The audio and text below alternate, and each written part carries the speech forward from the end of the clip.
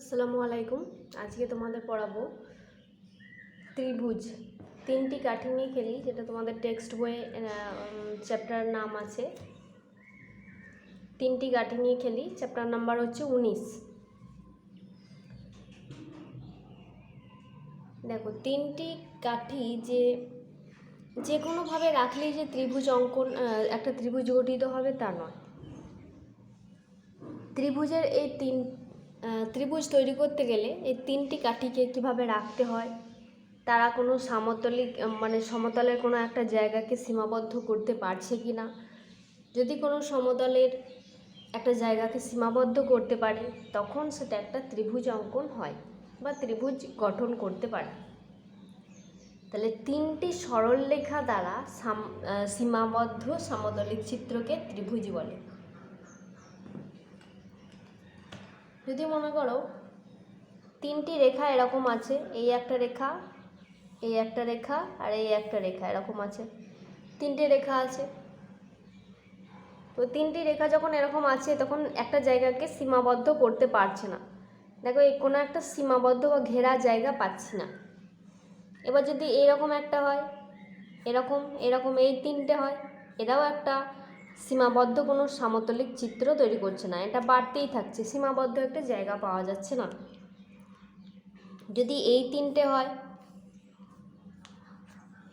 এই সরলরেখাগুলো এই যে একটা জায়গাকে ঘিরেছে বা সীমাবদ্ধ করেছে, তাহলে তিনটি সরলরেখা দ্বারা যদি সীমাবদ্ধ করা যায় কোনো একটা তলের একটা জায়গাকে সীমাবদ্ধ করতে পারা যায়, তখনই হবে ত্রিভুজ।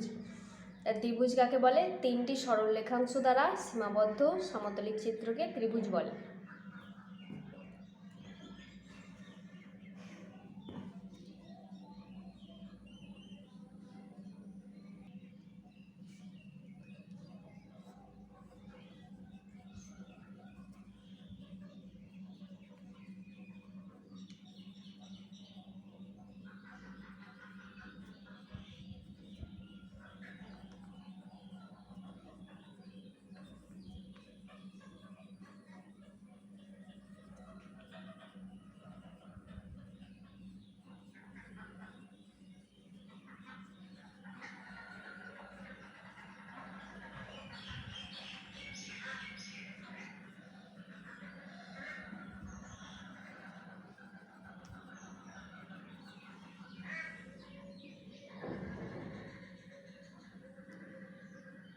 তাহলে তিনটি সরলরেখাংশ দ্বারা সীমাবদ্ধ সমতলিক চিত্রকে ত্রিভুজ বলে।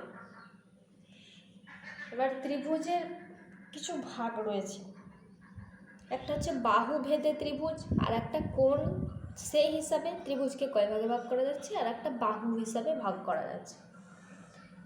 যে ত্রিভুজের তিনটে বাহুর দৈর্ঘ্যই সমান, ত্রিভুজের তো তিনটেই বাহু হয়, তো তিনটে বাহুর দৈর্ঘ্যই সমান, তাকে বলা হয় সমবাহু ত্রিভুজ। যেহেতু প্রত্যেক বাহু সমান, তাই বলা হচ্ছে সমবাহু ত্রিভুজ। যে ত্রিভুজের দুটো বাহু সমান আর একটা বাহু অসমান, একটা বাহু আলাদা, ওই দুটো মানের চেয়ে আলাদা, তাকে বলা হয় সমদ্বিবাহু ত্রিভুজ। আর যে ত্রিভুজের তিনটি বাহুর দৈর্ঘ্যই আলাদা আলাদা মাপের, তাকে বলা হয় বিষমবাহু ত্রিভুজ।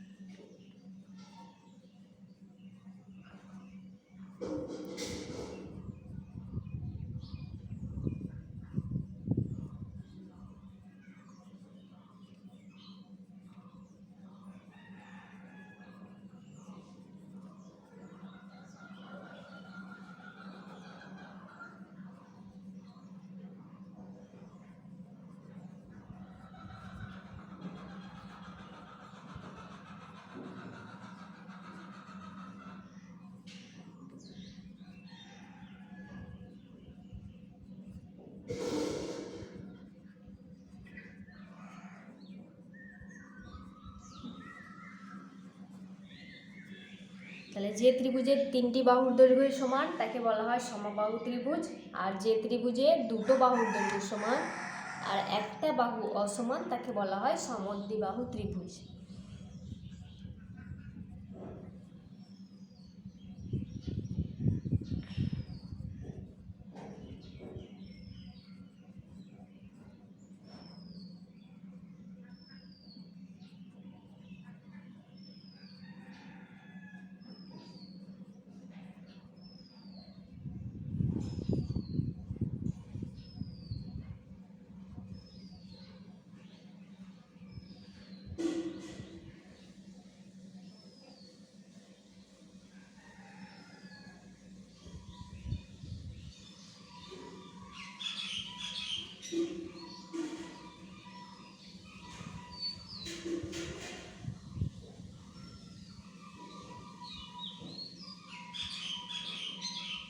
তাহলে যে ত্রিভুজের 3টে বাহুর দৈর্ঘ্য বা 3টে বাহুর দৈর্ঘ্যের মান প্রত্যেকেই অসমান তাকে বলা হয় বিষমবাহু ত্রিভুজ। তাহলে এখানে সংজ্ঞাগুলো মুখস্থ করতে হবে 3টের ক্ষেত্রে। তাহলে কি পাওয়া গেল, ত্রিভুজকে বাহু ভেদে 3টি ত্রিভুজে ভাগ করা গেল। একটা হচ্ছে সমবাহু ত্রিভুজ, আর একটা পাওয়া গেল সমদ্বিবাহু ত্রিভুজ, আর একটা পাওয়া গেল বিষমবাহু ত্রিভুজ। সমদ্বি মানে দুটো বাহু সমান, বিষম মানে কোনোটাই সমান নয়, তাই বিষমবাহু ত্রিভুজ। ঠিক আছে, এবার যদি চিত্র অঙ্কন করতে বলা হয় তাহলে কীরকমভাবে হবে? তো সেই চিত্র অঙ্কনটা এখন আপাতত করতে হবে না,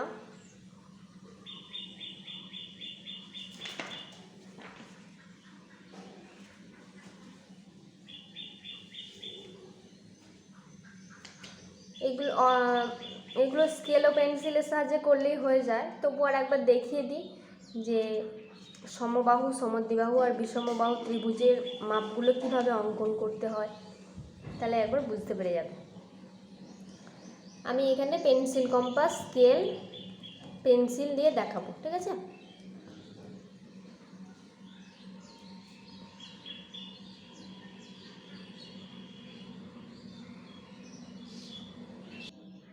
তাহলে দেখো, স্কেল নিয়েছি, স্কেলের মাপ জানো নিতে হয়, 0 থেকে মাপটা নিতে হয়।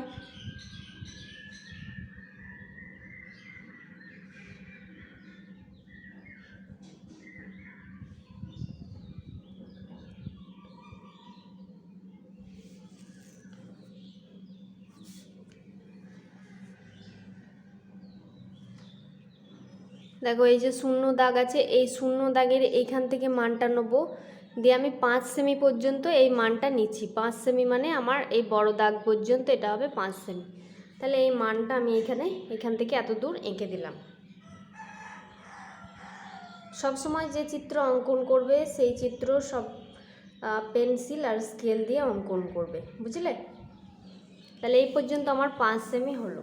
আমার যেহেতু সমবাহু ত্রিভুজ, তাহলে সমবাহু মানে প্রত্যেক বাহুর দৈর্ঘ্য সমান। আমি তাহলে এরকম একটা বড় করে কেটে নিলাম, প্রত্যেকটা বাহুই 5 সেমি হবে তাহলে, তাই তো? তাহলে প্রত্যেকটা বাহু আমি 5 সেমির এই মাপটা করছি, এইখানে বসালাম আর এইখানে বসিয়ে দেখছি যে হ্যাঁ এটা ঠিক আছে, মানটা 5 সেমি। তাহলে আমি যে এটা নিয়েছি মানটা 5 সেমির মাপ, এই 5 সেমিটাকে আমি নড়াচ্ছি না, দিয়ে এতটা হয়ে গেল আমার 5 সেমি। আবার উপরের দিকে আমি কাটছি, এটা যতটা গোল করছি সেটা সবটাই 5 সেমির উপর দিয়ে যাচ্ছে। এইখান থেকে কাটছি, এটাও 5 সেমির উপর দিয়ে যাচ্ছে।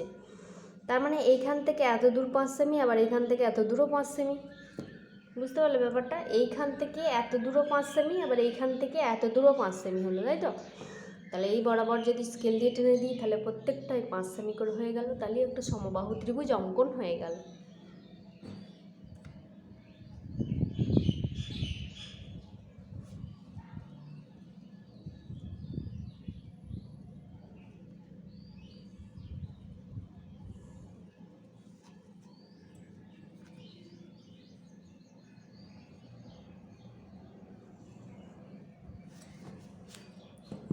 এবার তাহলে নাম দেওয়ার পালা।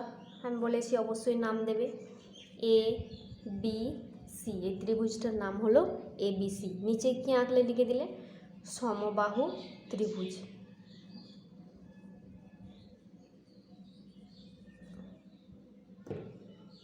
হয়ে গেল। এবার আঁকবো সমদ্বিবাহু, দুটো বাহু সমান। তাহলে কি করে আঁকবো সমদ্বিবাহু ত্রিভুজ? তাহলে যে দুটো বাহুর দৈর্ঘ্য সমান সেই দুটো মনে করো 5 সেন্টিমিটার করে। তাহলে 0 থেকে মান নিচ্ছি, এই 5 পর্যন্ত নিচ্ছি, দাগ দিয়ে এই পর্যন্ত কেটে দিলাম। এটা হয়ে গেল 5 সেমি। তারপর আমার মান নিতে হবে 3 সেমি, যেটা ভূমিতে নেব সেটা হলো 3 সেমি। তাহলে এই 3 পর্যন্ত দাগ নেব আর 0 পর্যন্ত দাগ নেব, দিয়ে এই বরাবর করে দিলাম। এটা হলো 3 সেন্টিমিটার। তাহলে ভূমিতে যেটা আছে সেটা 3 সেমি, একটু বড় করে কাটবো, দিয়ে এই 3 সেমির মাপটা নিয়ে এখানে বসিয়ে দেবো। এই যে 3 সেমির মাপটা এইখান থেকে এতটা,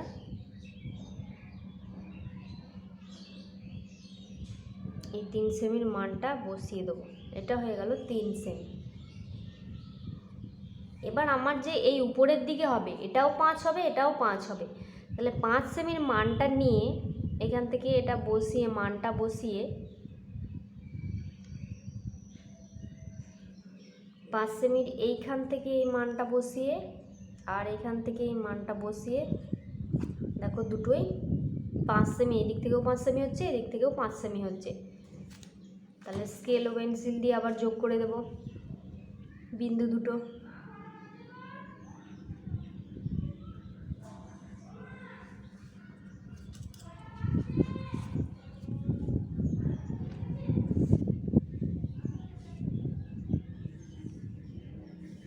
তাহলে এগুলো লিখে দিলাম 5 সেমি। এখানে সেন্টিমিটারটা নাও লিখতে পারো, আর লিখলেও হবে। এ বি সি এটাও নাম দিলাম, বা এটা পি কিউ আর দিতে পারো। হয়ে গেল এরকমভাবে একটা সমবাহু ত্রিভুজ আর একটা হলো সমদ্বিবাহু ত্রিভুজ। এই দুটোই করে রাখবে, আর বিষমবাহু ত্রিভুজটা করার দরকার নেই, ঠিক আছে? আপাতত এগুলোই থাক। এবার যে ত্রিভুজ অঙ্কন করা যাচ্ছে, দেখো একটা 5 সেমি,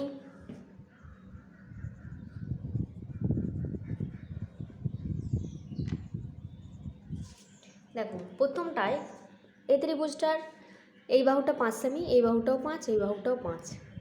ত্রিভুজটা আঁকা গেছে 5 সেমি, ত্রিভুজটা অঙ্কন করা গেছে। এই ত্রিভুজটা 3 সেমি ভূমির দৈর্ঘ্য, এই বাহুটা 5, এই বাহুটা 5। এই ত্রিভুজটাও অঙ্কন করা গেছে, কিন্তু এমন এক এক সময় আছে বা এমন এক একটা বাহুর মাপ আছে যেইগুলো নিলে কিন্তু ত্রিভুজ অঙ্কন করা যাবে না। তাহলে কোন কোন মানগুলো নিলে ত্রিভুজ অঙ্কন করা যাবে না? দেখো একবার দেখো,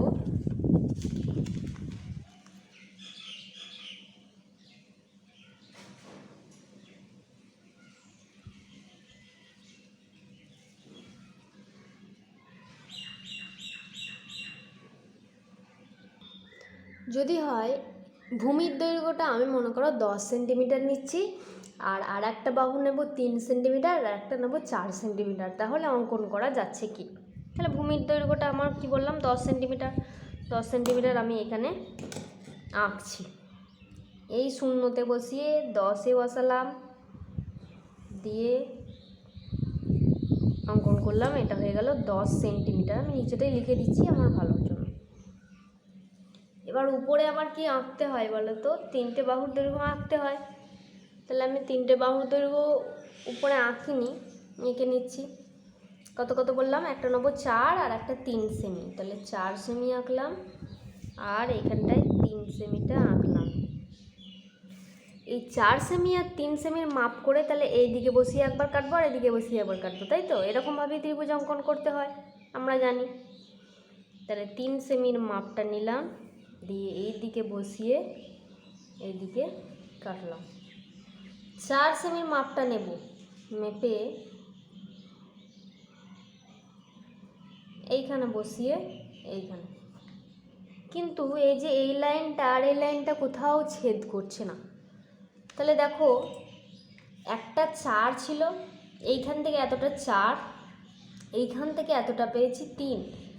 তাহলে 4 আর 3টা 10 সেন্টিমিটার, এই যে গোটাটা 10 তার চেয়ে ছোটো, 4 আর 3-এর যোগ করলে যেটা হচ্ছে মানটা হচ্ছে সেটা 10 সেন্টিমিটারের চেয়ে ছোট, সেই জন্য অঙ্কন করা যায়নি। ছোট বলতে দেখো 4 আর 3 যোগ করে দেখো কত হচ্ছে 7, কিন্তু এই বড় বাহুটা হচ্ছে 10। তাহলে যে বড় বাহুটা, বড় এখানে কোনটা 10, সেই বড় বাহুটা ওই অপর দুটো বাহুর যোগফল এই বড় বাহুর চেয়ে বড় হবে। দেখো এখানে দেখো দুটো 5 সেন্টিমিটার রয়েছে, একটা 3 সেন্টিমিটার। আমি এখানে বড় কোনটা নেব, বড় একটা 5 ধরছি। অপর বাহু দুটোর যোগফল 5 আর 3 যোগ করছি 8 পেলাম। এই 8 হতে হবে, অপর দুটো বাহুর যোগফল হতে হবে ওই বড় বাহুটার চেয়ে বেশি। এই ছোট বাহুর দৈর্ঘ্য দুটোর যোগফল ওই বড় বাহুর চেয়ে বেশি হতে হবে। এখানে দেখো এখানে বড় বাহু কোনটা পেলাম, এখানে বড় বাহু যে কোনো একটা 5 ধরলেই হলো বড়। অপর দুটোকে যোগ করো, 5 আর 5-এ 10, অবশ্যই এর চেয়ে বেশি পাচ্ছি। তাহলে যে কোনো ছোট দুটো বাহুর যোগফল বড় বাহুর চেয়ে বেশি হতে হবে, তবেই এটা ত্রিভুজটা অঙ্কন করা যাবে, না হলে অঙ্কন করা যাবে না। তাহলে এই যে সম্পর্কটা, এটা ভালো করে দেখো, লেখা আছে পেজ নাম্বার 216-তে। ত্রিভুজ আঁকার জন্য যে কোনো দুটি বাহুর দৈর্ঘ্যের সমষ্টি তৃতীয় বাহুর দৈর্ঘ্যের চেয়ে বেশি হতে হবে। এখানে যে কোনো দুটো বলা হচ্ছে, আর আমি বললাম যে বড় বাহুর দৈর্ঘ্য হচ্ছে, যদি আমি বলি এই বড় বাহুটার মানটা যদি নেওয়া হয় তাহলে তোমাকে আর যে কোনো এরকমভাবে 3 বার তোমাকে যোগ করতে হবে না। আমি দেখো যে কোনো বলেছে মানে কি, একবার তোমাকে দেখতে হচ্ছে, ধরো সমদ্বিবাহু ত্রিভুজটার ক্ষেত্রে একবার তোমাকে দেখতে হচ্ছে 5 আর 5 এই দুটো যোগ করে দেখো 10, 10টা 3-এর চেয়ে বড়। আবার এই দুটো এইটাকে রাখলে বড় একটা বাহু হিসেবে, আর এই দুটোকে যোগ করছো 5 আর 3-এ 8, 8টাও 5-এর চেয়ে বড়। আবার এইটাকে ধরে রাখলে এই 5 আর 3-এ 8। মানে তোমাকে এইখানে যে বইয়েতে বলা আছে যে ত্রিভুজের যে কোনো দুটো বাহুর যোগফল তৃতীয় বাহুর দৈর্ঘ্যের চেয়ে বেশি হতে হবে, তৃতীয় বাহুর দৈর্ঘ্যের চেয়ে বেশি হতে হবে। তাহলে আমি এখানে কি বললাম যে বড় বাহুটা, যে ত্রিভুজের ছোট দুটো বাহুর যোগফল বৃহত্তর বাহু অপেক্ষা বৃহত্তর হতে হবে।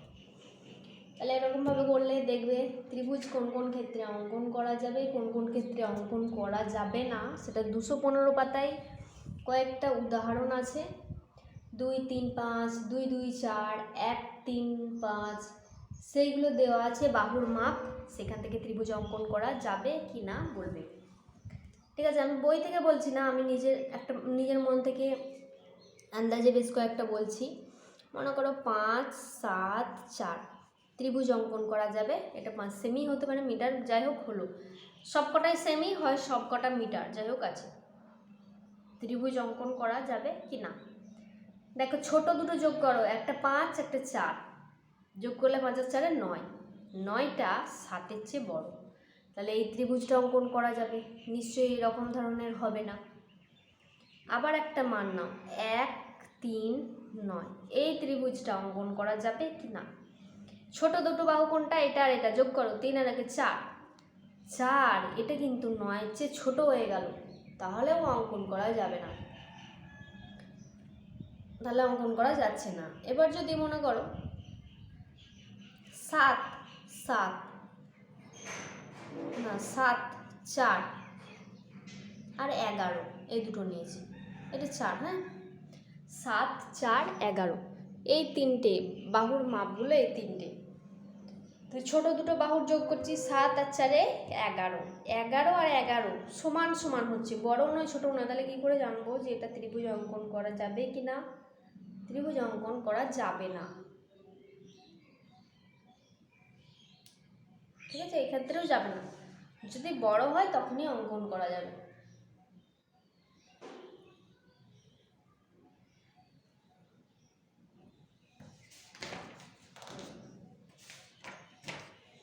তাহলে তোমাদের পড়া রইল পেজ নাম্বার 214, 15, 16। 216তেও একটা নিজে করি আছে দেখবে, সেটা করবে। 217 থেকে কোণের ব্যাপারটা আসছে, সেটা আমি পরের দিন নেক্সট দিন করাবো, ঠিক আছে?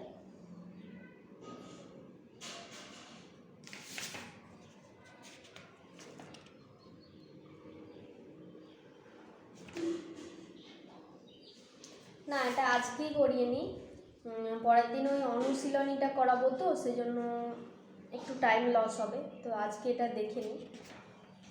পেজ নাম্বার 217-তে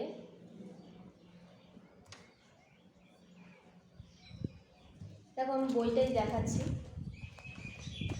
এই যে একটা এবিসি ত্রিভুজ অঙ্কন করা আছে, এবিসি ত্রিভুজের শীর্ষবিন্দু কটা?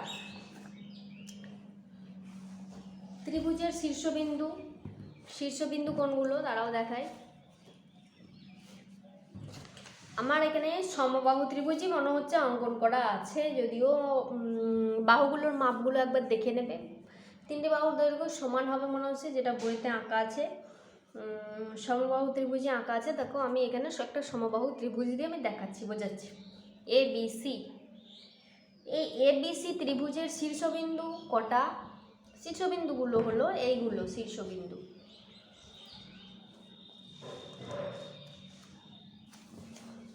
এটাকে বলা হয় শীর্ষবিন্দু। এই শীর্ষবিন্দু, এইটা শীর্ষবিন্দু। শীর্ষবিন্দু কোনগুলো হয়? তাহলে যেইগুলো দুটো সরলরেখা যেখানে গিয়ে ছেদ করেছে শীর্ষ, সেই শীর্ষে বা সেই ইয়েতে বিন্দুগুলো, সেই বিন্দুগুলো হলো 1, 2, 3টে, এবং এদের নামগুলো কি কি? এ, এটার নাম দিয়েছি এ, আমি এখানেতে এ নাম দিয়েছি। একটা হলো বি আর একটা হলো সি। তাহলে শীর্ষবিন্দুগুলি হলো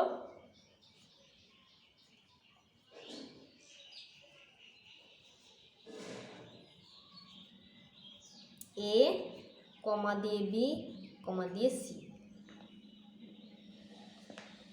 তারপর বলা হয়েছে এবিসি ত্রিভুজের বাহু সংখ্যা কটা? দেখতেই পাচ্ছ, এই একটা বাহু, দুটো বাহু, 3টে বাহু। তাহলে বাহু সংখ্যা কটা?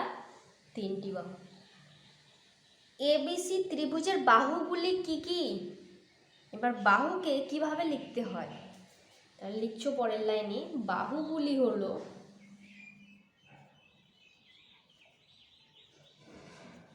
দেখো এই যে বাহুটা, এই বাহুটাকে কি নামে ডাকা হবে? দেখতে পাচ্ছ এই কোণাটায় এ আছে আর এই কোণাটায় বি আছে। তাহলে এই সরলরেখাকে আমরা জানি যে সরলরেখাংশকে এ বি দিয়ে লিখতে পারি। যেহেতু এটি সরলরেখাংশ, তাই মাথায় এরকম চিহ্ন এ বি। আর একটা বাহু কি হবে? এইটা এসি বা সি এ। এই দিক থেকেও লিখতে পারো, এই দিক থেকেও লিখতে পারো, এসিও লিখতে পারো, সিও লিখতে পারো। আমি সি এ লিখলাম, মাথায় সরলরেখাংশ চিহ্ন দিলাম। এবার এই বাহুটা বিসি, লিখে দিচ্ছি বিসি, মাথায় সরলরেখার চিহ্নটা দিয়ে দিলাম। এবিসি এর কোণগুলি কি কি? কোণ কটা রয়েছে? কোণ দেখতে পাচ্ছ, আমি বলেছিলাম দুটো সরলরেখা একটা বিন্দুতে ছেদ করলে সেখানটা একটা কোণ উৎপন্ন হয়, বা দুটো তলও যদি একটা সরলরেখায় ছেদ করে সেখানেও একটা কোণ উৎপন্ন হয়। তাহলে এই একটা কোণ উৎপন্ন হয়েছে, এই একটা কোণ, এই একটা কোণ, এই 3টি কোণ তাহলে উৎপন্ন হয়েছে। তাহলে কোণ হলো 3টি। এবার কোণগুলির নাম কি কি? তাহলে শীর্ষবিন্দুকে কিভাবে নাম দেওয়া হচ্ছে? শীর্ষবিন্দু যেহেতু শুধুমাত্র বিন্দু, তাহলে এ, এই শীর্ষবিন্দুটা হলো বি, এই শীর্ষবিন্দুটা হলো সি। এই বাহুটা এ বি, এই বাহুটা বিসি, এই বাহুটা এসি বা সি এ। কোণগুলি কি কি? কোণগুলো, এই কোণটাকে আমি কি লিখব? এই যে কোণ আঁকতে গেলে আমরা কীরকম অঙ্কন করি? কোণটাকে এরকমভাবে অঙ্কন করি, তাই তো? তাহলে এই যে এইখান থেকে আমি শুরু করেছি, তাহলে এইখান থেকে নাম শুরু করব, এখানে গিয়ে থামবো, এখানে গিয়ে বলবো। তাহলে এই যে কোণটা, এই কোণটা আঁকার জন্য এইখান থেকে শুরু করে এখানে এ বি সি। তাহলে কোণ যেহেতু চিহ্ন দিয়ে দেবো, কোণ এ বি সি, কোণের চিহ্ন দিয়ে দিতে হবে, ঠিক আছে? এবার এই কোণটা কি হবে? এই দিক থেকে বলতে হবে এ সি বি, তাহলে কোণ চিহ্ন দিয়ে দিলাম এ সি বি।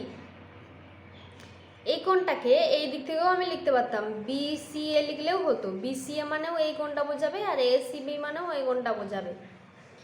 এরপর আমার এই কোণটা বাকি রইল, এটাকে কীরকমভাবে আঁকতে হবে, এরকমভাবে, তাহলে বি এ সি, এই কোণটা হলো বি এ সি।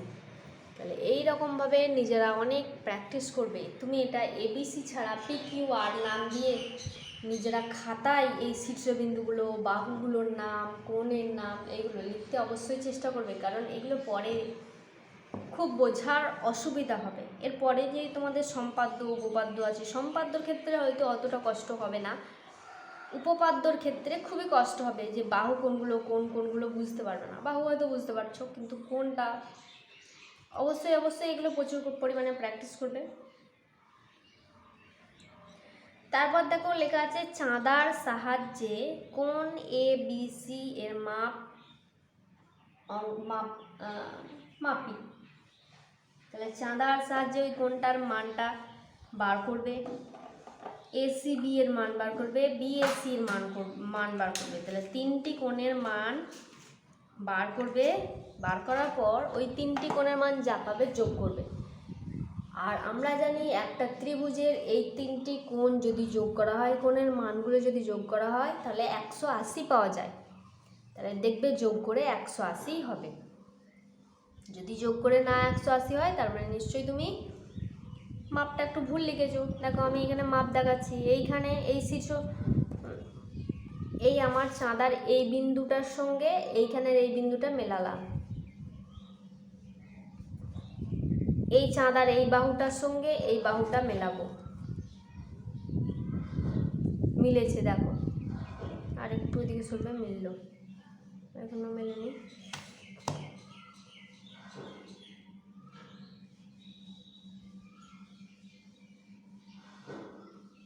দেখো এটার মানটা কত, 0 থেকে শুরু করেছি, 0, 10, 20, 30 করে 60-এ গিয়ে মিলেছে। তাহলে এই কোণটা হলো 60 ডিগ্রি।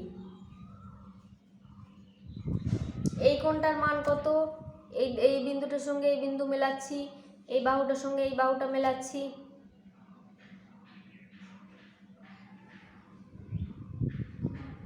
মিলিয়ে এটাও 60-এর এই কাঁটায় গিয়ে মিলেছে। 0, 10, 20, 30, 40। দেখো আমি যেইখানটায় মেলাচ্ছি সেইখান থেকে আমি 0, 10 ধরবো, এই 180-এর এই লাইনটা ধরবো না। 0, 10, 20, 30, 40 করে এখানে 60, এই মানটাও 60 এসিবি। আবার এটাও 60 ডিগ্রি পাবো। তিনটে যোগ করো, দেখো তিনটে 60 যদি যোগ করা হয় 318, মানে 180 হবে। তাহলে একটা জিনিস পেয়ে গেলে এখান থেকে, যে ত্রিভুজের তিনটি কোণের সমষ্টি সবসময় 180 হবে। তাহলে এখানে ভালোভাবে প্র্যাকটিস করবে, জানো তো। যদি প্র্যাকটিস করো হায়ার যে স্টাডিজ আছে 7, 8, 9, 10 এগুলোতে সম্পাদ্য উপপাদ্য এগুলোর ক্ষেত্রে অনেকটা সুবিধা হবে। প্রচুর পরিমাণে প্র্যাকটিস করবে।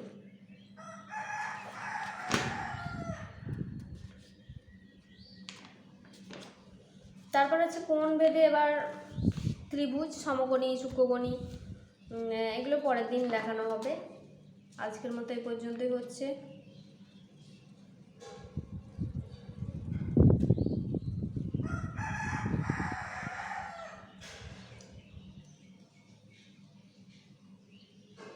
দেখো 219 পাতায় উপরের দিকে একটা বিষমবাহু ত্রিভুজ দেওয়া আছে। বিষমবাহু ত্রিভুজে কোণগুলোর দৈর্ঘ্য মাপতে বলেছে, মানে কোণগুলোর মান বের করতে বলেছে।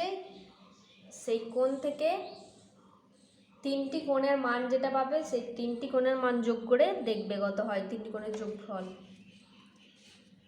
নিশ্চয়ই 180 হবে। তবু তোমরা একবার যোগ করে দেখবে। যদি যোগ করে 180 না হয় তার মানে নিশ্চয়ই তোমার কোথাও চাঁদা মাপতে গিয়ে কোথাও ভুল হয়েছে, ঠিক আছে।